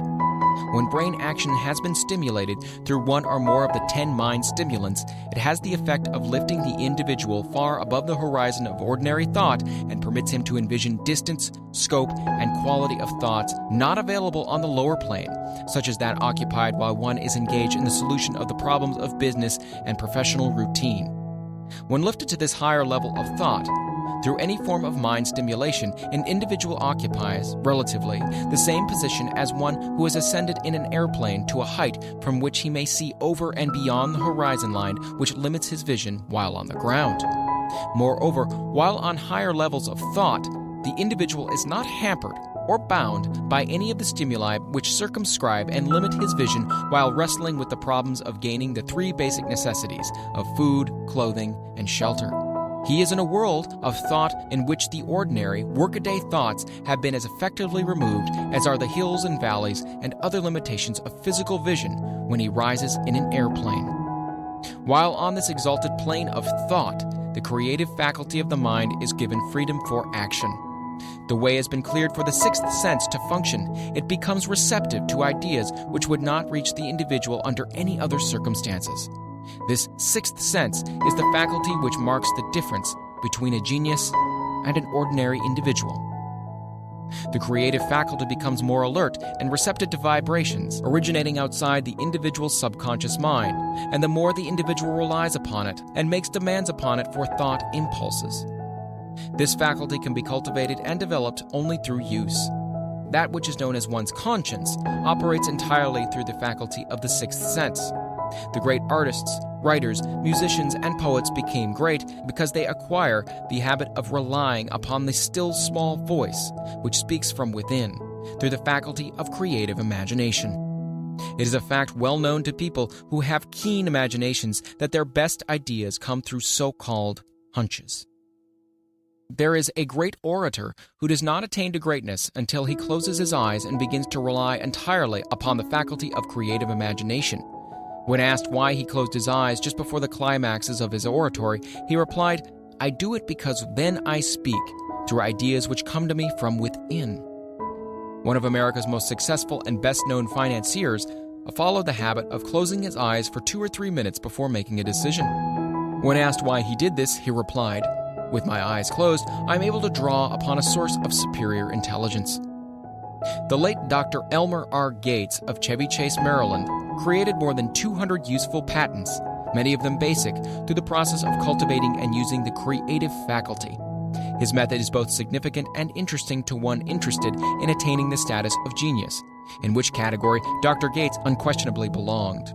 Dr. Gates was one of the really great, though less publicized, scientists of the world. In his laboratory, he had what he called his personal communication room. It was practically soundproof and so arranged that all light could be shut out. It was equipped with a small table on which he kept a pad of writing paper. In front of the table on the wall was an electric push button which controlled the lights. When Dr. Gates desired to draw upon the forces available to him through his creative imagination, he would go into this room, seat himself at the table, shut off the lights, and concentrate upon the known factors of the invention on which he was working, remaining in that position until ideas began to flash into his mind in connection with the unknown factors of the invention. On one occasion, ideas came through so fast he was forced to write for almost 3 hours. When the thoughts stopped flowing and he examined his notes, he found they contained a minute description of principles which had no parallel among the known data of the scientific world. Moreover, the answer to his problem was intelligently presented in these notes. In this manner, Dr. Gates completed over 200 patents, which had been begun but not completed by half-baked brains. Evidence of the truth of this statement is in the United States Patent Office. Dr. Gates earned his living by sitting for ideas for individuals and corporations. Some of the largest corporations in America paid him substantial fees by the hour for sitting for ideas. The reasoning faculty is often faulty because it is largely guided by one's accumulated experience. Not all knowledge which one accumulates through experience is accurate. Ideas received through the creative faculty are much more reliable for the reason that they come from sources more reliable than any which are available to the reasoning faculty of the mind. The major difference between the genius and the ordinary crank inventor may be found in the fact that the genius works through this faculty of creative imagination, while the crank knows nothing of this faculty. The scientific inventor, such as Mr. Edison or Dr. Gates, makes use of both the synthetic and the creative faculties of imagination. For example, the scientific inventor or genius begins an invention by organizing and combining the known ideas or principles accumulated through experience through the synthetic faculty, the reasoning faculty. If he finds this accumulated knowledge to be insufficient for the completion of his invention, he then draws upon the sources of knowledge available to him through his creative faculty. The method by which he does this varies with the individual, but this is the sum and substance of this procedure. 1. He stimulates his mind so that it vibrates on a higher than average plane, using one or more of the 10 mind stimulants or some other stimulant of his choice. 2. He concentrates upon the known factors, the finished part of his invention, and creates in his mind a perfect picture of unknown factors, the unfinished part of his invention. He holds this picture in his mind until it has been taken over by the subconscious mind, then relaxes by clearing his mind of all thought, and waits for his answer to flash into his mind. Sometimes the results are both definite and immediate. At other times the results are negative, depending upon the state of development of the sixth sense, or creative faculty. Mr. Edison tried out more than 10,000 different combinations of ideas through the synthetic faculty of his imagination before he tuned in through the creative faculty and got the answer which perfected the incandescent light. His experience was similar when he produced the talking machine. Reliable evidence that the faculty of creative imagination exists. This evidence is available through accurate analysis of men who have become leaders in their respective callings, without having had extensive educations. Lincoln was a notable example of a great leader who achieved greatness through the discovery and the use of his faculty of creative imagination. He discovered and began to use this faculty as a result of the stimulation of love which he experienced when he met Anne Rutledge, a statement of the highest significance in connection with the study of the source of genius. The pages of history are filled with the records of great leaders whose achievements may be traced directly to the influence of women who aroused the creative faculties of their minds through the stimulation of sex desire. Napoleon Bonaparte was one of these. When inspired by his first wife, Josephine, he was irresistible and invincible. When his better judgment or reasoning faculty prompted him to put Josephine aside, he began to decline. His defeat at St. Helena was not far distant. If good taste would permit, we might easily mention scores of men, well known to the American people, who climbed to the great heights of achievement under the stimulating influence of their wives, only to drop back to destruction after money and power went to their heads, and they put aside the old wife for a new one. Napoleon was not the only man to discover that sex influence from the right source is more powerful than any substitute of expediency which may be created by mere reason. The human mind responds to stimulation. Among the greatest and most powerful of these stimuli is the urge of sex. When harnessed and transmuted, this driving force is capable of lifting men into that higher sphere of thought which enables them to master the sources of worry and petty annoyance which beset their pathway on the lower plane. Unfortunately, only the genii have made the discovery.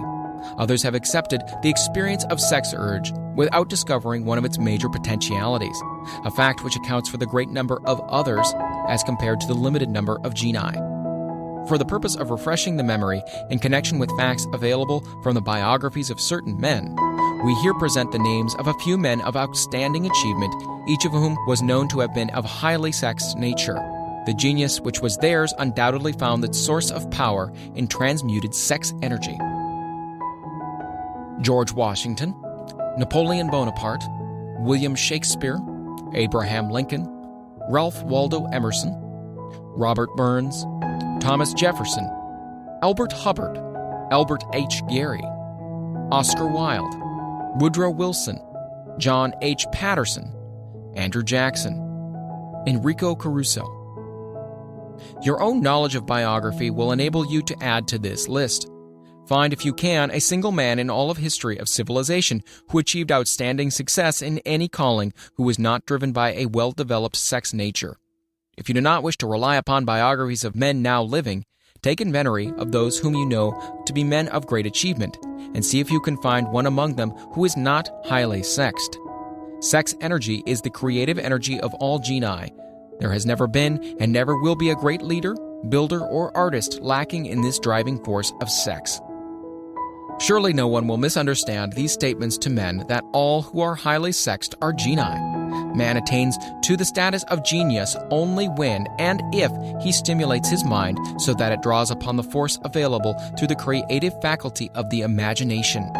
Chief among the stimuli with which this stepping up of the vibrations may be procured is sex energy.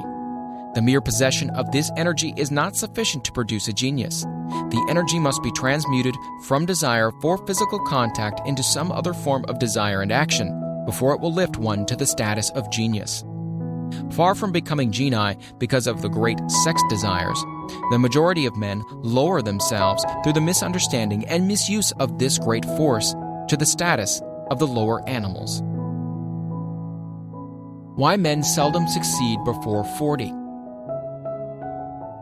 I discovered from the analysis of over 25,000 people that men who succeed in an outstanding way seldom do so before the age of 40, and more often they do not strike their real place until they are well beyond the age of 50.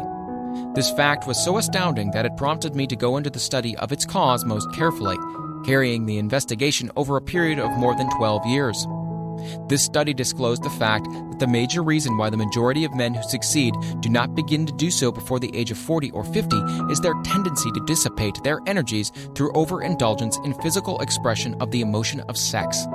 The majority of men never learn that the urge of sex has other possibilities, which far transcend in importance that of mere physical expression. The majority of those who make this discovery do so after having wasted many years at a period when the sex energy is at its height, prior to the age of 45 to 50. This usually is followed by noteworthy achievement. The lives of many men up to and sometimes well past the age of 40 reflect continued dissipation of energies which could have been more profitably turned into better channels. Their finer and more powerful emotions are sown wildly to the four winds. Out of this habit of the male grew the term sowing his wild oats. The desire for sexual expression is by far the strongest and most impelling of all the human emotions, and for this very reason, this desire, when harnessed and transmuted into action other than that of physical expression, may raise one to the status of genius. One of America's most able businessmen frankly admitted that his attractive secretary was responsible for most of the plans he created. He admitted that her presence lifted him to the heights of creative imagination, such as he could experience under no other stimulus. One of the most successful men in America owes most of his success to the influence of a very charming young woman who has served as his source of inspiration for more than 12 years. Everyone knows that man to whom this reference is made, but not everyone knows the real source of his achievements. History is not lacking in examples of men who attained the status of genii as a result of the use of artificial mind stimulus in the form of alcohol and narcotics. Edgar Allan Poe wrote The Raven while under the influence of liquor, dreaming dreams that mortal never dared to dream before. James Whitcomb Riley did his best writing while under the influence of alcohol. Perhaps it was thus he saw the ordered intermingling of the real and the dream, the mill above the river and the mist above the stream. But let it be remembered that many such men have destroyed themselves in the end. Nature has prepared her own potions with which men may safely stimulate their minds so they vibrate on a plane that enables them to tune in to fine and rare thoughts which come from no one knows where. No satisfactory substitute for nature's stimulants has ever been found. It is a fact well known to psychologists that there is a very close relationship between sex desires and spiritual urges, a fact which accounts for the peculiar behavior of people who participate in orgies known as religious revivals, common among the primitive types.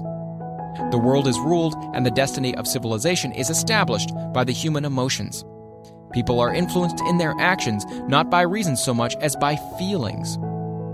The creative faculty of the mind is set into action entirely by emotions and not by cold reason. The most powerful of all human emotions is that of sex. There are other mind stimulants, some of which have been listed, but no one of them, nor all of them combined, can equal the driving power of sex. A mind stimulant is any influence which will either temporarily or permanently increase the vibrations of thought. The 10 major stimulants described are those most commonly resorted to. Through these sources, one may commune with infinite intelligence or enter, at will, the storehouse of the subconscious mind, either one's own or that of another person, a procedure which is all there is of genius. A teacher who has trained and directed the efforts of more than 30,000 salespeople made the astounding discovery that highly sexed men are the most efficient salesmen. The explanation is that the factor of personality, known as personal magnetism, is nothing more or less than sex energy. Highly sexed people always have a plentiful supply of magnetism. Through cultivation and understanding, this vital force may be drawn upon and used to great advantage in the relationships between people. This energy may be communicated to others through the following media. 1. The handshake. The touch of the hand indicates instantly the presence of magnetism or lack of it. 2. The tone of voice. Magnetism or sex energy is the factor with which the voice may be colored or made musical and charming. 3. Posture and carriage of body. Highly sexed people move briskly and with grace and ease. 4. The vibrations of thought. Highly sexed people mix the emotion of sex with their thoughts, or may do so at will, and in that way may influence those around them. 5. Body adornment. People who are highly sexed are usually very careful about their personal appearance. They usually select clothing of a style becoming to their personality, physique, complexion, etc. When employing salesmen, the more capable sales manager looks for the quality of personal magnetism as the first requirement of a salesman. People who lack sex energy will never become enthusiastic or inspire others, and enthusiasm is one of the most important requisites in salesmanship, no matter what one is selling. The public speaker, orator, preacher, lawyer, or salesman who is lacking in sex energy is a flop as far as being able to influence others is concerned. Couple this with the fact that most people can be influenced only through an appeal to their emotions, and you will understand the importance of sex energy as a part of the salesman's native ability. Master salesmen attain the status of mastery in selling because they, either consciously or unconsciously, transmute the energy of sex into sales enthusiasm. In this statement may be found a very practical suggestion as to the actual meaning of sex transmutation. The salesman who knows how to take his mind off the subject of sex and direct it in sales effort with as much enthusiasm and determination as he would apply to its original purpose has acquired the art of sex transmutation, whether he knows it or not. The majority of salesmen who transmute their sex energy do so without being in the least aware of what they are doing or how they're doing it. Transmutation of sex energy calls for more willpower than the average person cares to use for this purpose. Those who find it difficult to summon willpower sufficient for transmutation may gradually acquire this ability. Though this requires willpower, the reward for the practice is more than worth the effort. The entire subject of sex is one with which the majority of people appear to be unpardonably ignorant. The urge of sex has been grossly misunderstood, slandered, and burlesqued by the ignorant and evil-minded for so long that the very word sex is seldom used in polite society. Men and women who are now known to be blessed, yes blessed, with highly sexed natures are usually looked upon as being people who will bear watching. Instead of being called blessed, they're usually called cursed. Millions of people, even in this age of enlightenment, have inferiority complexes which they developed because of this false belief that a highly sexed nature is a curse. These statements of the virtue of sex energy should not be construed as justification for the libertine. The emotion of sex is a virtue only when used intelligently and with discrimination. It may be misused and often is to such an extent that it debases instead of enriches both body and mind. The better use of this power is the burden of this chapter. It seemed quite significant to the author when he made the discovery that practically every great leader whom he had the privilege of analyzing was a man whose achievements were largely inspired by a woman. In many instances, the woman in the case was a modest, self-denying wife of whom the public had heard but little or nothing. In a few instances, the source of inspiration has been traced to the other woman. Perhaps such cases may not be entirely unknown to you. Intemperance in sex habits is just as detrimental as intemperance in habits of drinking and eating. In this age in which we live, an age which began with the World War, intemperance in habits of sex is common. This orgy of indulgence may account for the shortage of great leaders. No man can avail himself of the forces of his creative imagination while dissipating them. Man is the only creature on earth which violates nature's purpose in this connection. Every other animal indulges its sex nature in moderation and with purpose which harmonizes with the laws of nature. Every other animal responds to the call of sex only in season. Man's inclination is to declare open season. Every intelligent person knows that stimulation in excess through alcoholic, drink, and narcotics is a form of intemperance which destroys the vital organs of the body, including the brain. Not every person knows, however, that overindulgence in sex expression may become a habit as destructive and as detrimental to creative effort as narcotics or liquor. A sex-mad man is not essentially different than a dope-mad man. Both have lost control over their faculties of reason and willpower. Sexual overindulgence may not only destroy reason and willpower, but it may also lead to either temporary or permanent insanity. Many cases of hypochondria, imaginary illness, grow out of habits developed in ignorance of the true function of sex. From these brief references to the subject, it may be readily seen that ignorance on the subject of sex transmutation forces stupendous penalties upon the ignorant on the one hand and withholds from them equally stupendous benefits on the other. Widespread ignorance on the subject of sex is due to the fact that the subject has been surrounded with mystery and beclouded by dark silence. The conspiracy of the mystery and silence has had the same effect upon the minds of young people that the psychology of prohibition had. The result has been increased curiosity and desire to acquire more knowledge on this verboten subject. And, to the shame of all lawmakers and most physicians, by training best qualified to educate youth on the subject, information has not been made easily available. Seldom does an individual enter upon highly creative efforts in any field of endeavor before the age of 40. The average man reaches the period of his greatest capacity to create between 40 and 60. These statements are based upon analysis of thousands of men and women who have been carefully observed. They should be encouraging to those who fail to arrive before the age of 40 and to those who become frightened at the encroachment of old age around the 40-year mark. The years between 40 and 50 are, as a rule, the most fruitful. Men should approach this age not with fear and trembling, but with hope and eager anticipation. If you want evidence that most men do not begin to do their best work before the age of 40, study the records of the most successful men known to the American people, and you'll find it. Henry Ford did not hit his pace of achievement until he had passed the age of 40. Andrew Carnegie was well past 40 before he began to reap the reward of his efforts. James J. Hill was still running a telegraph key at the age of 40, His stupendous achievements took place after that age. Biographies of American industrialists and financiers are filled with evidence that the period from 40 to 60 is the most productive age of man. Between the ages of 30 and 40, man begins to learn, if he ever learns, the art of sex transmutation. This discovery is generally accidental, and more often than otherwise, the man who makes it is totally unconscious of this discovery. He may observe that his powers of achievement have increased around the age of 35 to 40, but in most cases, he isn't familiar with the cause of this change. That nature begins to harmonize the emotions of love and sex in the individual between the ages of 30 and 40, so that he may draw upon these great forces and apply them jointly as stimuli to action. Sex alone is a mighty urge to action, but its forces are like cyclones. They are often uncontrollable. When the emotion of love begins to mix itself with the emotion of sex, the result is calmness of purpose, poise, accuracy of judgment, and balance.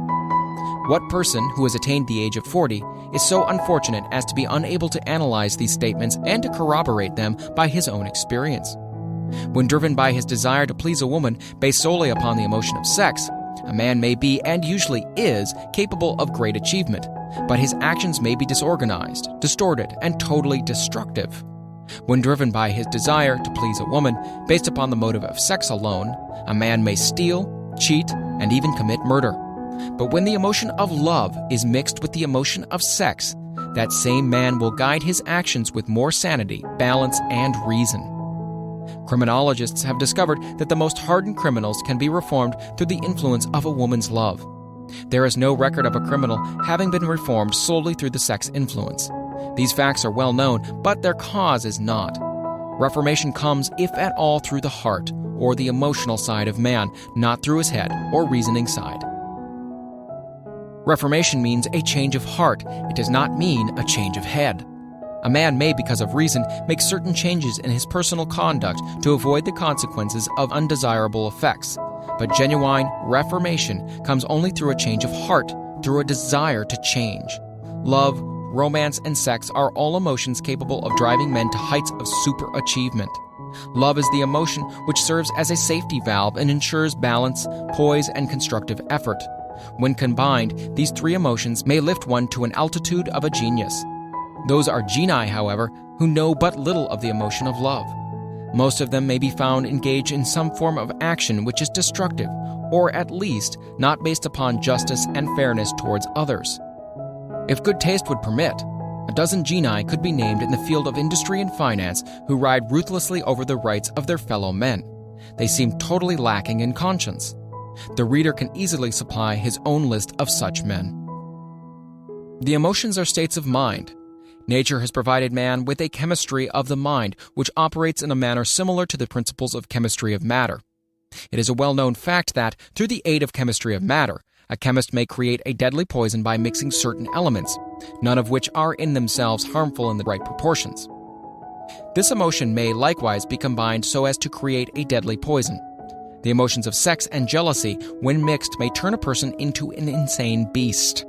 The presence of any one or more of the destructive emotions in the human mind, through the chemistry of the mind, sets up a poison which may destroy one's sense of justice and fairness.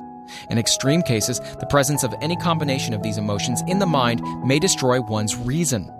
The road to genius consists of the development, control, and use of sex, love, and romance. Briefly, the process may be stated as follows. Encourage the presence of these emotions as the dominating thoughts in one's mind, and discourage the presence of all the destructive emotions. The mind is a creature of habit. It thrives upon the dominating thoughts fed it. Through the faculty of willpower, one may discourage the presence of any emotion and encourage the presence of any other. Control of the mind through the power of will is not difficult. Control comes from persistence and habit. The secret of control lies in understanding the process of transmutation. When any negative emotion presents itself in one's mind, it can be transmuted into a positive or constructive emotion by the simple procedure of changing one's thoughts. There is no other road to genius than through voluntary self-effort.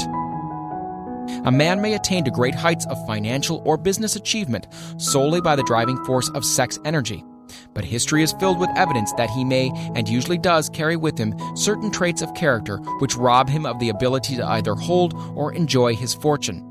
This is worthy of analysis, thought, and meditation, for it states a truth and knowledge of which may be helpful to women as well as men. Ignorance of this has cost thousands of people their privilege of happiness, even though they possessed riches. The emotions of love and sex leave their unmistakable marks upon the features. Moreover, these signs are so visible that all who wish may read them. The man who is driven by the storm of passion based upon sex desires alone plainly advertises that fact to the entire world by the expression of his eyes and the lines of his face. The emotion of love, when mixed with the emotion of sex, softens, modifies, and beautifies the facial expression. No character analyst is needed to tell you this. You may observe it for yourself. The emotion of love brings out and develops the artistic and aesthetic nature of man. It leaves its impress upon one's very soul, even after the fire has been subdued by time and circumstance. Memories of love never pass. They linger and influence long after the source of stimulation has faded. There's nothing new in this. Every person who has been moved by genuine love knows that it leaves enduring traces upon the human heart. The effect of love endures because love is spiritual in nature. The man who cannot be stimulated to great heights of achievement by love is hopeless. He's dead, though he may seem to be alive. Even the memories of love are sufficient to lift one to a higher plane of creative effort.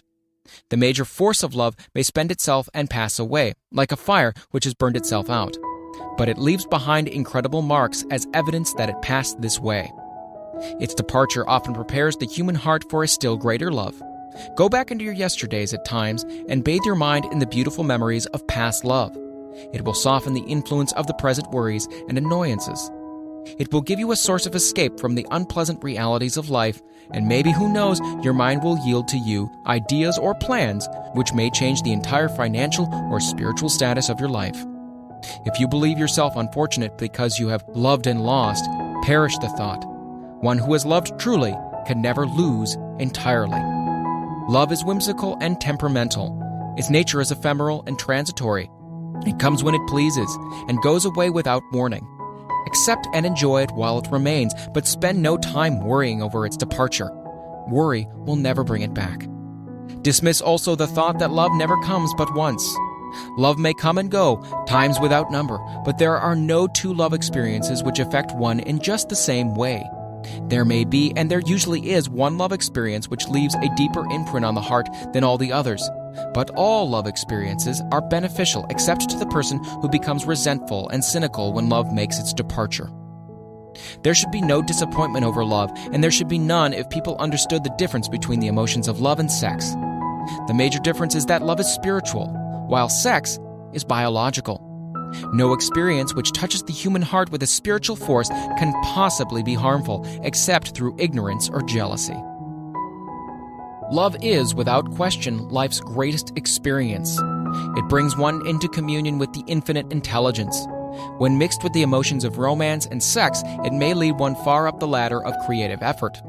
The emotions of love, sex, and romance are sides of the eternal triangle of achievement-building genius. Nature creates genii through no other force. Love is an emotion with many sides, shades, and colors. The love which one feels for parents or children is quite different from that which one feels for one's sweetheart. The one is mixed with the emotion of sex, while the other's is not. The love which one feels in true friendship is not the same as that felt for one's sweetheart, parents, or children, but it too is a form of love. Then there's the emotion of love for things inanimate, such as the love of nature's handiwork. But the most intense and burning of all those various kinds of love is that experience in the blending of the emotions of love and sex. Marriage is not blessed with the eternal affinity of love, properly balanced and proportioned with sex, cannot be happy ones, and seldom endure. Love alone will not bring happiness in marriage, nor will sex alone. When these two beautiful emotions are blended, marriage may bring about a state of mind closest to the spiritual that one may ever know on this earthly plane. When the emotion of romance is added to those of love and sex, the obstructions between the finite mind of the man and the infinite intelligence are removed. Then a genius has been born. What a different story is this than those usually associated with the emotion of sex. Here is an interpretation of the emotion which lifts it out of the commonplace and makes of it potter's clay in the hands of God, from which he fashions all that is beautiful and inspiring. It is an interpretation which would, when properly understood, bring harmony out of the chaos which exists in too many marriages. The disharmonies often expressed in the form of nagging may usually be traced to a lack of knowledge on the subject of sex. Where love, romance, and the proper understanding of the emotions and function of sex abide, there is no disharmony between married people. Fortunate is the husband whose wife understands the true relationship between the emotions of sex, love, and romance. When motivated by this holy triumvirate, no form of labor is burdensome, because even the most lowly form of effort takes on the nature of a labor of love. It's a very old saying that a man's wife may either make him or break him, but the reason is not always understood. The making and the breaking is the result of the wife's understanding or lack of understanding of the emotions of love, sex, and romance. Despite the fact that men are polygamous by the very nature of their biological inheritance, it is true that no woman has as great an influence on a man as his wife unless he is married to a woman totally unsuited to his nature. If a woman permits her husband to lose interest in her and become more interested in other women, it's usually because of her ignorance or indifference towards the subjects of sex, love, and romance. This statement presupposes, of course, that genuine love once existed between a man and his wife. The facts are equally applicable to a man who permits his wife's interests in him to die. Married people often bicker over a multitude of trivialities. If these are analyzed accurately, the real question of the trouble will often be found to be indifference or ignorance on these subjects. Man's greatest motivating force is his desire to please woman. The hunter who excelled during prehistoric days before the dawn of civilization did so because of his desire to appear great in the eyes of a woman. Man's nature has not changed in this respect. The hunter of today brings home no skins of wild animals, but he indicates his desire for her favor by supplying fine clothes, motor cars, and wealth. Man has the same desire to please woman that he had before the dawn of civilization. The only thing that has changed is his method of pleasing. Men who accumulate large fortunes and attain to great heights of power and fame do so mainly to satisfy their desire to please women. Take women out of their lives, and great wealth would be useless to most men. It is the inherent desire of man to please woman, which gives woman the power to make or break a man. The woman who understands man's nature and tactfully caters to it need no fear of competition from other women. Men may be giants with indomitable willpower when dealing with other men, but they are easily managed by the woman of their choice. Most men will not admit that they are easily influenced by the women they prefer because it is in the nature of the male to want to be recognized as the stronger of the species.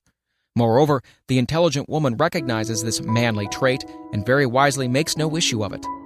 Some men know that they are being influenced by the woman of their choice, their wives, sweethearts, mothers, or sisters, but they tactfully refrain from rebelling against the influence because they are intelligent enough to know no man is happy or complete without the modifying influence of the right woman.